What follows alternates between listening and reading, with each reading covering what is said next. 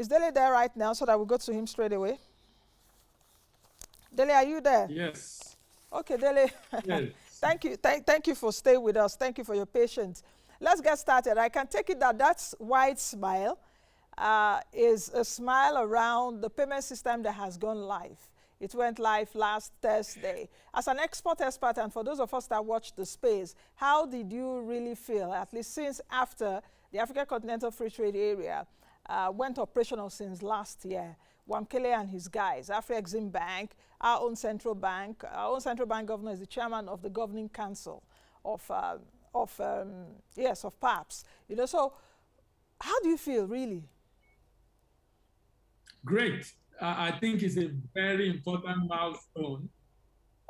I've been experienced myself challenges with payments within the African continent, shipping to Cote d'Ivoire, and really find it tough to get payments into Nigeria.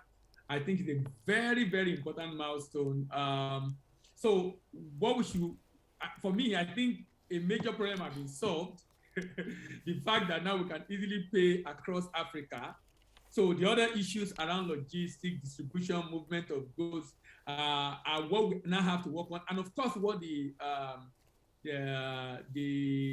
head of the agency in Ghana, Wamkele, said about the fact that there's still an issue around the tariff issues among different countries, which also explains the reason why we really have not started trading.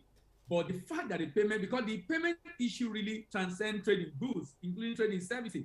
And even for companies, you know, after the session on Thursday, I normally do a webinar on Thursday in the evening. So I did the visual webinar. So I talked about it. And I realized that a number of people who have had a lot of issues also around that, I just begin to see a lot of possibilities. So what I see is the great possibility that this payment platform is going to bring to trade in Africa, beyond just trading goods, particularly for trading services, and even for other businesses who want to do business in other parts of Africa and have an issue with payment, other businesses. Okay, Dele, you know what? For those that are watching us and perhaps don't also understand the furore around what is going on right now, or the too much grammar, or, you know, what are these people saying, you know? Please try and break it down. What does the Pan-African Payment and Settlement System, that is PAPSS, I guess we did a card on it, well, all you need to know, so my team should put that on the screen any moment from now, informing our viewers. What does this mean for a unified payment system in Africa?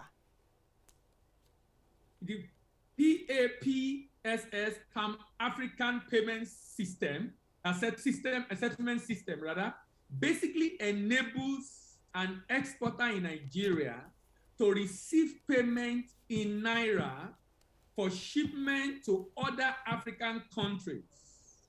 So when I ship goods to other African countries, let's say I'm shipping to Kenya, the Kenyan importer will use shilling to pay through his own central bank, and I'm going to receive Naira in Nigeria as an exporter also through my bank in Nigeria. In simple terms, it enables me to pay, to transact on the African continent rather, using the local currency.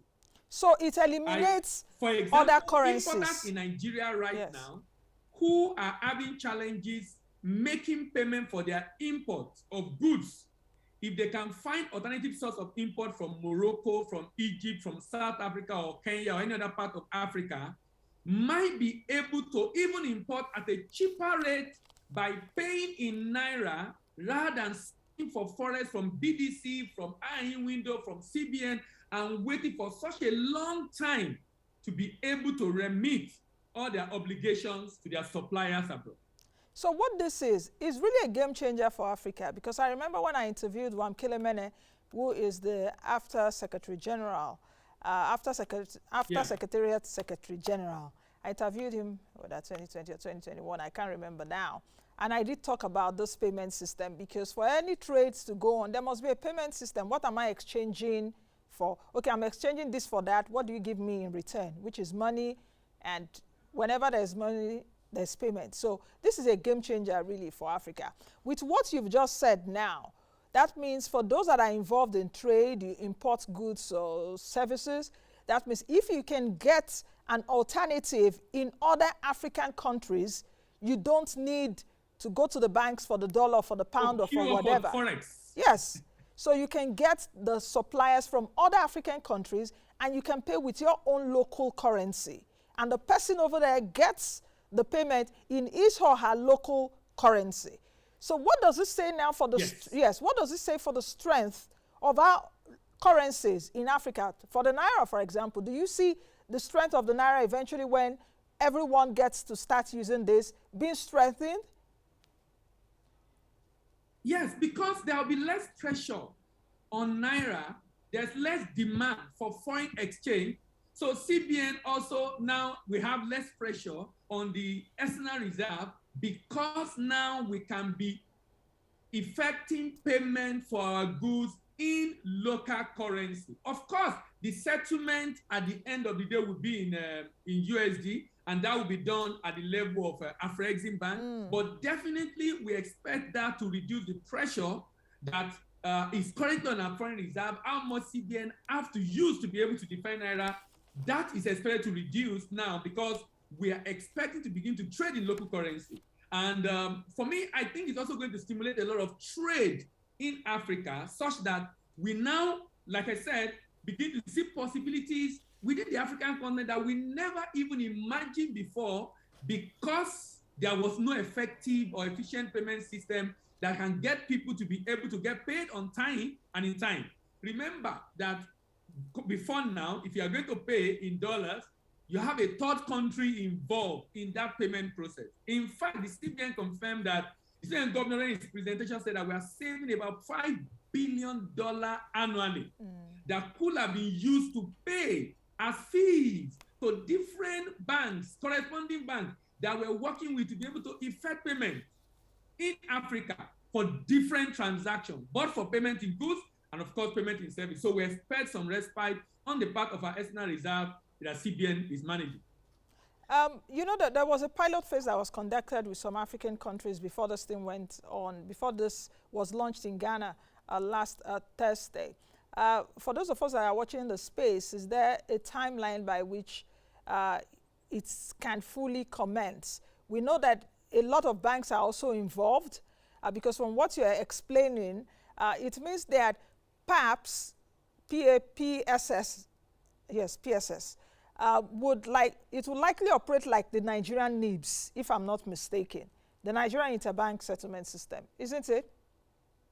Yes. Yes. With yes. Afrexim in the center. It's going to be using the RTGS as because the idea is for the switch, national switch of every country to be connected to PAPSS, so that since all banks are connected to the national switch, if the switch is connected to PAPSS, then it becomes easier for payment to be effected from the bank through the RTGS to PAPSS, and from PAPSS to the RTGS of another country, and of course to the other party afterwards. So that's expected. In terms of when it will start, from what I heard, it's supposed to start immediately. And CBN governor already encouraging banks to inform their customer to begin to consider using this for their payment. And for report also showed that about 12 banks in Nigeria are already connected. Remember, the trial run was done in West Africa, and Nigeria able to be among the banks, among the countries rather involved, and about 12 banks, from what I heard, are already been connected. So the process will start immediately, and those other countries that are not connected now have been encouraged and implored to begin to connect that with PAPSS, so that their own banks also can become connected, and it becomes easier to be able to pay to other countries in Africa beyond those that did the testing in West Africa. You know what, Dele, what also came to my mind while I was observing the launch last week in Accra, Ghana, the exchange rate differences, you know, between or among African countries, for example, will really bear the cost. Afrexim Bank, you know, because before, is Dele still there? We'll see, or at least was going on, there must be a third party involved.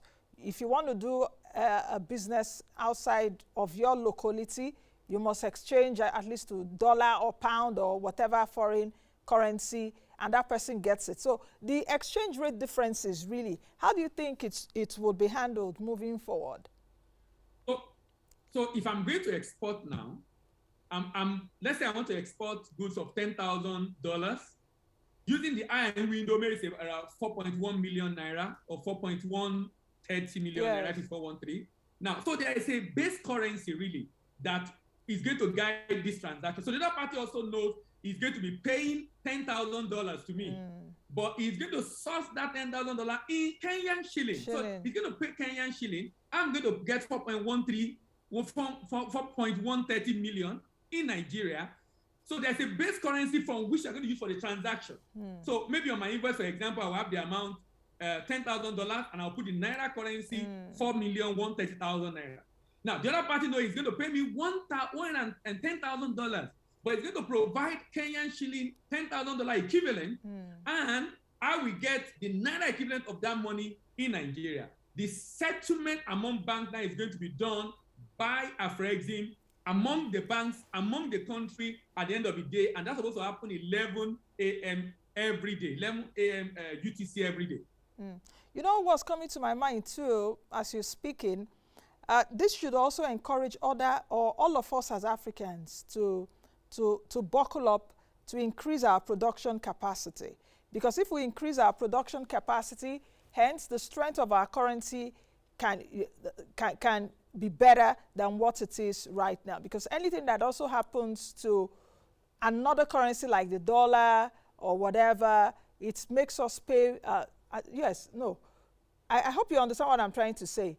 What I'm trying to say in essence is that our currencies as Africans shouldn't depreciate so that we don't pay more for the dollar, for example, or for the pound. We need to produce more. We're not paying for the dollar or pounds again. We're using it as a base currency for conversion. So we're not going to be paying for I that understand again. what you're saying, Dele. In fact, the fees are expected to reduce significantly, actually. Yes. What I'm trying to say is that we should now produce more. This should be able to boost African production. If we are able to produce more, produce both goods and services more, our currency will appreciate. Yes.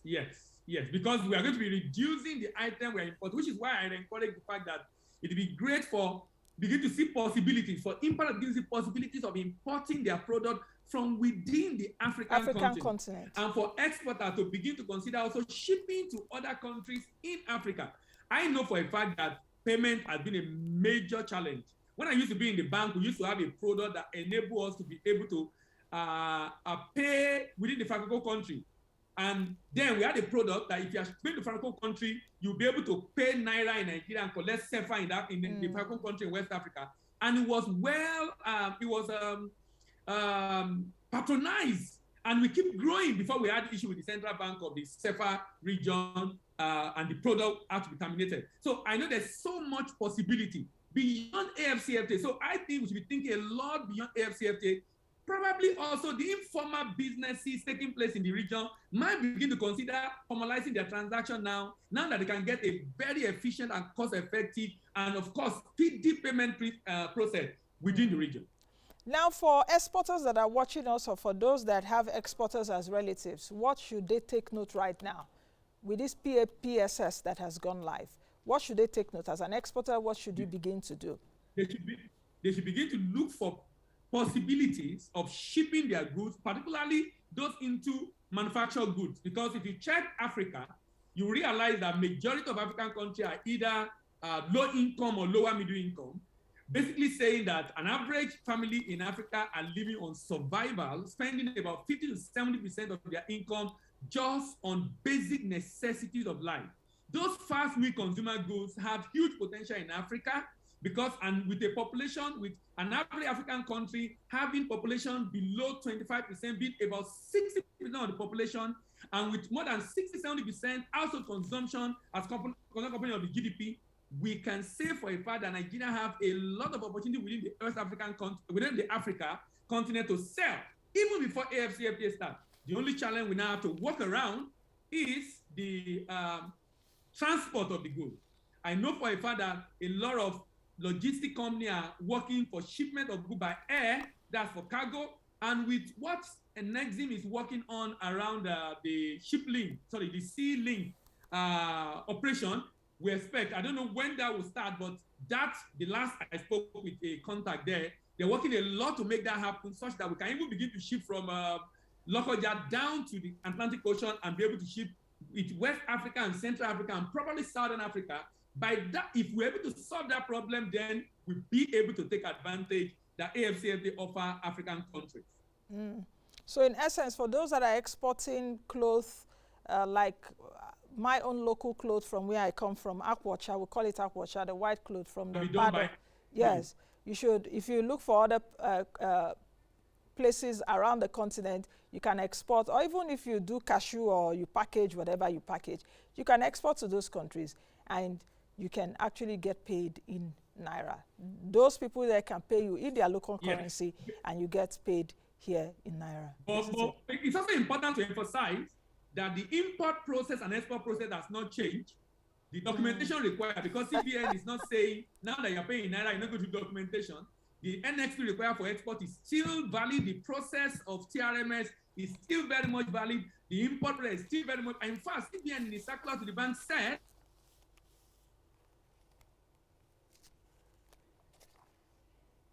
oh, okay, I think we lost Dele there. Thank you very much, Dele. Thank you very much, Dele, for your contribution. That's the much we can take. The technology has done its best right now. So I've been speaking with Dele Ayemibo, who is an export expert. In case you still want to understand more about this payment system, you can find it on our YouTube channel, Moneyline with Nancy TV, and you can also read it up. It was launched in Accra, Ghana last Thursday. That's the much you can take on today's edition of the program. Thank you all for joining us. Be the best you can be and be the change that you want to see. I am Nancy Najib. Bye now.